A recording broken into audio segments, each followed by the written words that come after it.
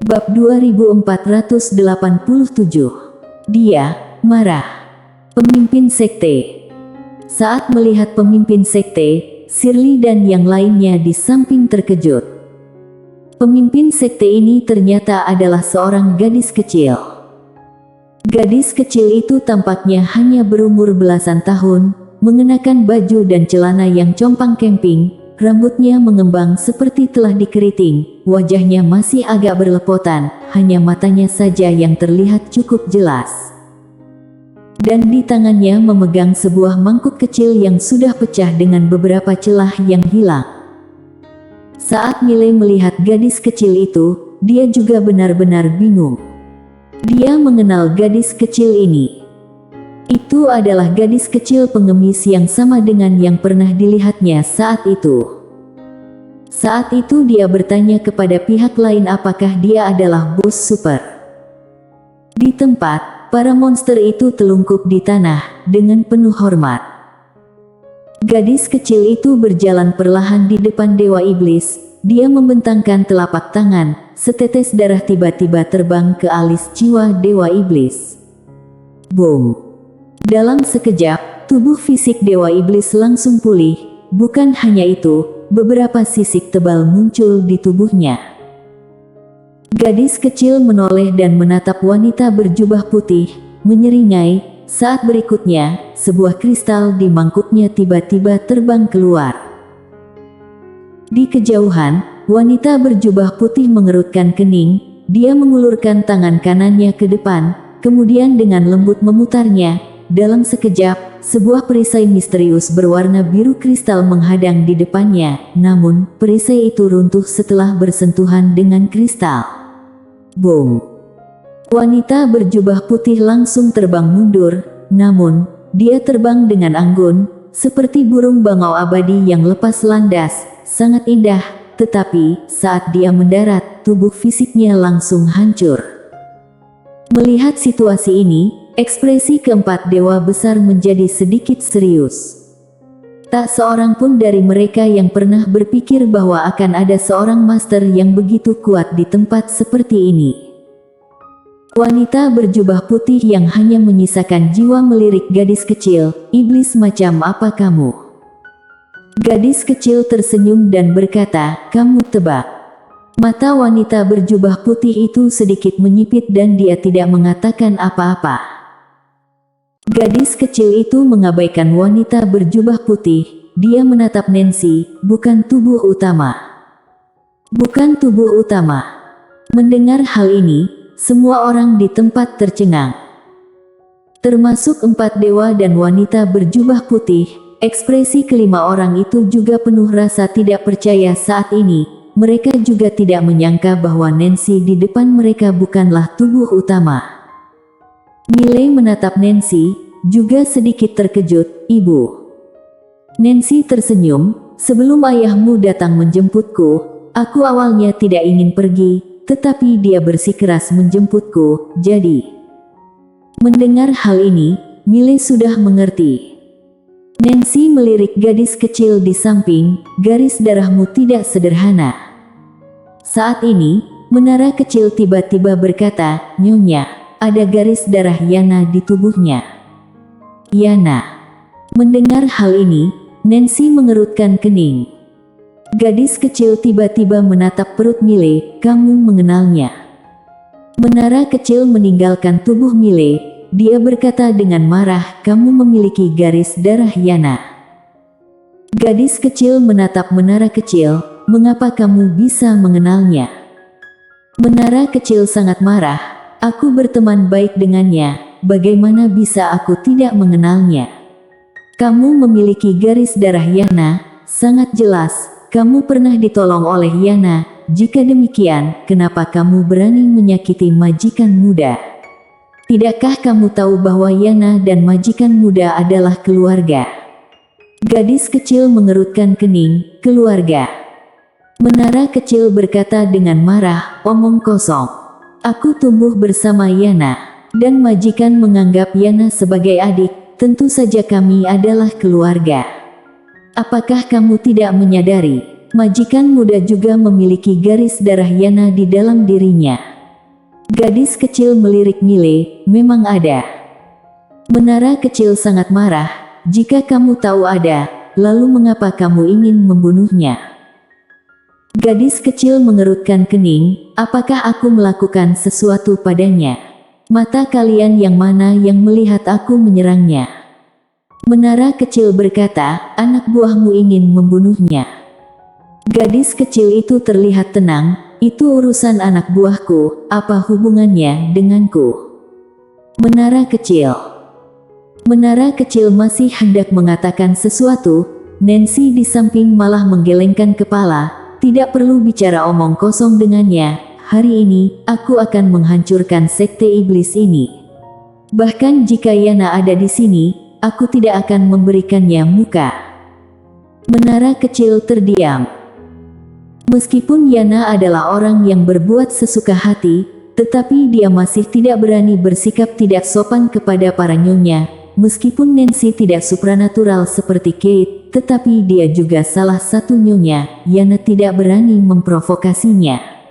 Selain itu, jika Yana ada di sini, dia pasti akan berpihak pada Mile. Tidak ada yang lebih protektif dari Yana. Terlebih lagi, Mile dan Yana juga si putih memiliki hubungan yang sangat baik. Terutama Mile selalu membawa jutaan manisan Hao. Saat ini, gadis kecil itu tiba-tiba tersenyum dan berkata, wanita, dengan segala hormat, jika tubuh utamamu berada di sini, aku mungkin masih takut padamu, kamu segumpal tubuh bayangan. Sambil berbicara, sudut mulutnya sedikit terangkat, takutnya itu tidak cukup bagiku untuk bertarung. Liar. Tentu saja, dia punya modal untuk liar. Nancy melirik gadis kecil, menurutku, kamu pasti belum pernah mengalami pengajaran orang sekitar. Gadis kecil langsung menatap Nancy, ayo, tolong diajari. Nancy tiba-tiba merentangkan telapak tangannya, segumpalan cahaya pedang muncul di tangannya. Saat melihat gumpalan cahaya pedang ini, ekspresi Mile langsung membeku. Sial, ini adalah energi pedang ayah. Selain itu bukan sembarang energi pedang. Dalam gumpalan energi pedang ini, terdapat sebuah pedang ilusi, itu adalah roh pedang. Melihat gumpalan energi pedang ini, wajah gadis kecil itu berubah menjadi serius dalam sekejap. Telapak tangan Nancy tiba-tiba terbentang, energi pedang tiba-tiba terbang keluar. Di kejauhan, kilatan energi jahat melintas di mata gadis kecil. Saat berikutnya, dia melemparkan pukulan. Dengan pukulan ini, seluruh dunia siluman langsung runtuh. Bukan hanya itu, alam semesta yang jaraknya jutaan mil pun musnah pada saat ini. Dan di sekeliling, semua master terlempar mundur oleh kekuatan pukulan ini. Kekuatan pukulan ini membuat ekspresi semua master di tempat berubah. Aura kematian. Pada saat ini, semua orang merasakan aura kematian yang dekat dengan hati mereka. Pukulan ini mampu mengubur seluruh dunia siluman. Namun, saat pukulan gadis kecil itu bersentuhan dengan energi pedang, itu seperti salju bertemu dengan minyak mendidih, langsung larut dan menghilang tanpa jejak. Energi pedang langsung masuk untuk waktu yang lama dan menembus alis gadis kecil. Boom! Energi pedang menyeret tubuh gadis kecil dengan liar ke belakang, akhirnya memakukan gadis kecil di atas ruang waktu. Di tempat kejadian, semua monster tercengang. Para master juga tercengang. Berakhir begitu saja. Segumpalan energi pedang. Sedikit dramatis, baru saja mulai dan sudah berakhir. Mile melirik gadis kecil yang dipaku di kejauhan dan menggelengkan kepala. Gadis kecil ini pernah menerima garis darah Yana, kekuatannya sangat menakutkan, dapat dikatakan bahwa tidak ada yang bisa menekan gadis kecil ini kecuali tubuh utama ibunya datang. Tetapi masalahnya adalah ibunya memiliki energi pedang. Energi pedang milik siapa itu? Itu adalah energi pedang milik ayah. dan bukan sembarang energi pedang. Bagaimana mungkin gadis kecil ini bisa menahannya? Tragedi. Sungguh sebuah tragedi. Di sekeliling, monster-monster itu pucat pasi dan kepala mereka kosong. Pemimpin sekte yang tak terkalahkan telah dikalahkan begitu saja. Dan, oleh segumpalan energi pedang yang tidak diketahui. Itu sama tidak nyatanya dengan mimpi. Di kejauhan, gadis kecil yang dipaku itu sedikit bingung. Dirinya saat ini juga bingung. Pukulannya barusan, meskipun dia belum memulihkan tubuh utamanya, tetapi dia telah melakukan yang terbaik. Namun, pukulannya dihancurkan begitu saja oleh segumpalan energi pedang. Dan, dengan begitu mudahnya, bagaimana mungkin ini bisa terjadi? Gadis kecil tiba-tiba menatap Nancy di kejauhan, dengan wajah mengerikan. Mustahil. Tidak mungkin. Wajah Nancy tanpa ekspresi, dia mengabaikan gadis kecil, dan menoleh untuk melihat Steve yang berada di samping. Saat ini, para master dunia misteri juga melihat Steve. Steve sedikit menundukkan kepala, tiba-tiba dia menghunus pisaunya dan mengarahkan ke lehernya. Ingin bunuh diri. Namun, saat pisaunya hanya berjarak setengah inci dari lehernya, pisaunya terkunci di tempat oleh sebuah kekuatan misterius, tidak bisa memasukkan 1 inci pun. Steve menatap Nancy dan terdiam. Nancy berjalan perlahan ke hadapan Steve. Jika aku tidak salah, alasan kamu melakukan itu adalah untuk Julie. Julie. Mendengar perkataan ini, keempat dewa di tempat menatap wanita berjubah putih di kejauhan. Julie. Ini adalah nama wanita berjubah putih, dan dia adalah putri angkat Nancy. Dia awalnya adalah seorang wanita desa pegunungan biasa. Nancy bertemu dengannya secara kebetulan, melihat kualitasnya yang luar biasa. Oleh karena itu menerimanya, ditambah lagi dia disukai orang. Karena itu, dia dijadikan sebagai putri angkat. Julie terdiam. Steve langsung menatap Nancy. Atas dasar apa dia menjadi tuan muda di dunia misteri kita? Tangan kanan Nancy langsung mencengkeram tenggorokan Steve. Atas dasar apa? Apakah kamu tahu mengapa dunia misteri ada? Itu karena dia. Apakah tahu arti kata dunia misteri, Xuan Jie? Jika tidak, maka aku bisa memberitahumu, karena dia memiliki Xuan dalam namanya. Xuan. Miley Yesuan melirik Nancy, merasa sedikit hangat di hatinya. Ayah belum tentu ayah kandung, tetapi ibu ini pasti ibu kandung. Pria berbaju biru. Di kejauhan, Steve meraung, aku tidak terima. Nancy menggelengkan kepala, aku tidak butuh kamu terima. Aku memberimu sumber daya dan teknik pelatihan, membuatmu menjadi kuat, bukan untuk membuatmu tidak terima. Sambil berbicara, dia perlahan-lahan mengepalkan tangan kanannya. Dalam sekejap, tubuh Steve langsung menjadi ilusi. Di samping, Julie tiba-tiba berkata, Ibu angkat, ini salahku. Bisakah mengampuninya? Nancy tiba-tiba mengepalkan tangan kanannya dengan keras. Boom! Jiwa spiritual Steve langsung musnah. Nancy menoleh dan menatap Julie dengan dingin. Bagiku, ayahnya bahkan tidak sepenting Miley. Mengerti. Mendengar hal ini, wajah Julie langsung menjadi pucat. Nancy tiba-tiba berkata, bunuh semua monster di tempat ini. Begitu suaranya terdengar, 16 dewa pembunuh di belakangnya tiba-tiba secara aneh menghilang. Saat berikutnya, teriakan-teriakan terdengar dari tempat kejadian. Di kejauhan, gadis kecil itu tiba-tiba berkata dengan galak, wanita, beraninya kamu. Nancy menatap gadis kecil, lihat apakah aku berani. Gadis kecil tiba-tiba merentangkan telapak tangan, sebuah kotak tiba-tiba melesat ke langit dari tangannya. Melihat situasi ini, menara kecil tiba-tiba berkata, sial, gadis kecil ini benar-benar memiliki kotak peninggalan si putih. Sialan. Mile juga sedikit terkejut. Apa sebenarnya hubungan gadis kecil ini dengan Yana dan si putih? Tepat pada saat ini, sebuah adegan tiba-tiba muncul di langit di kejauhan. Di tengah adegan itu, seorang gadis kecil perlahan-lahan muncul. Gadis kecil itu mengenakan lengan pendek dengan lengan terbuka.